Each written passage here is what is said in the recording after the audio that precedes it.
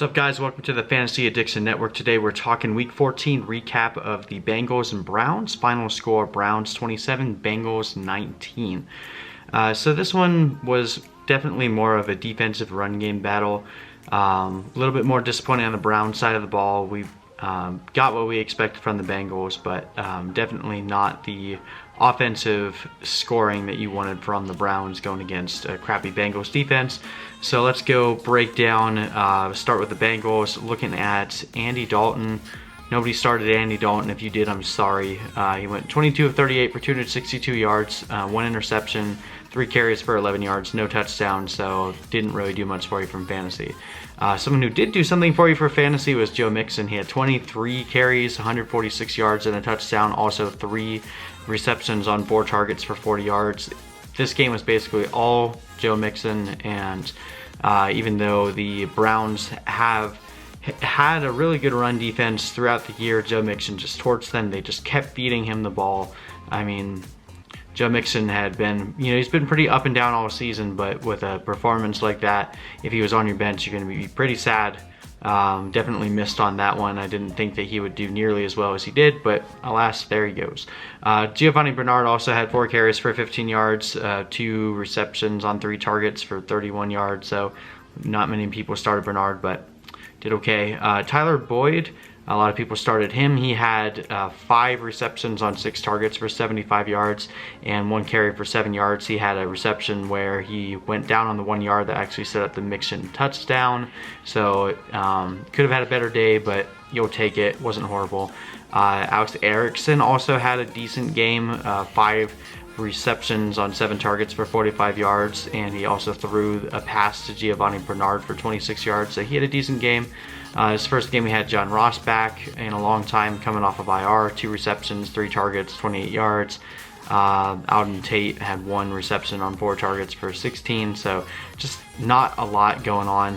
Tyler Eifert also had an okay game, 4 receptions on 4 targets for 49 yards.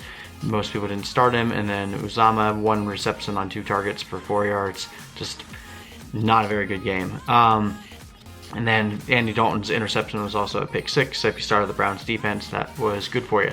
On the Browns side of the ball, Baker Mayfield disappointed. He was only 11 completions on 24 attempts for 192 yards. He had 2 interceptions. He also had 2 carries, 13 yards, and a nice rushing touchdown to help at least salvage the day a little bit. But this game was really not necessary for Baker Mayfield to throw the ball, and he looked okay. He had a few misses. One of the interceptions that he threw wasn't his fault. It just got tipped up and picked off that way. So, I mean, he could have had a better game, but it just wasn't necessary with the way that they were running the ball. Speaking of on the ground, Nick Chubb had 15 carries for 106 yards, 1 reception for 11 yards. He really didn't do much until the second half.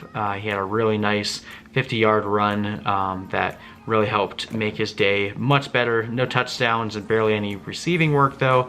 As we kind of hit on in our preview of this game, we're really experiencing the nightmare situation for Chubb owners because Kareem Hunt over there with 9 carries, 28 yards, and he got the goal line touchdown.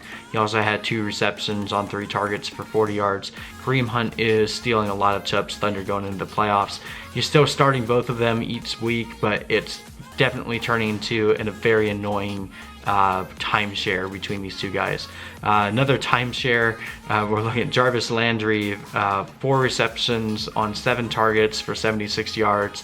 No touchdowns for you this week, a little bit disappointing. And then Odell Beckham, 2 receptions on 5 targets for 39 yards. Did not have a reception in the second half. Found out before the game started today that Odell Beckham apparently is dealing with a sports hernia that he's been dealing with all season that we haven't found out about. So I'm guessing someone in Cleveland is going to get fined for not disclosing that injury. We'll see how that goes. Not really any fantasy things to note amongst the tight end. Recommended you did not start David Njoku. If you did, you were happy because he only had 1 catch on 3 targets for 4 yards. There was another fumble on that was called on David Njoku that it was not a fumble. I don't know. It was just a bad call on the field. He caught the ball landed on his back, and then the ball popped out as soon as he touched the ground, but they called it a fumble. So if you started David Njoku, I'm sorry, that didn't turn out well for you, but going forward, he might be worth looking at based on the matchup. We try not to start guys immediately coming off of injury, so if you did, sorry, it didn't work out for you. All right, but that was basic rundown for this game. Again, just disappointment all around. Unless you started Joe Mixon, you probably weren't too satisfied with anyone in this game. All right, hope you guys enjoy this video. If you do, please like and subscribe for more content all season long, and we'll see you in the next one.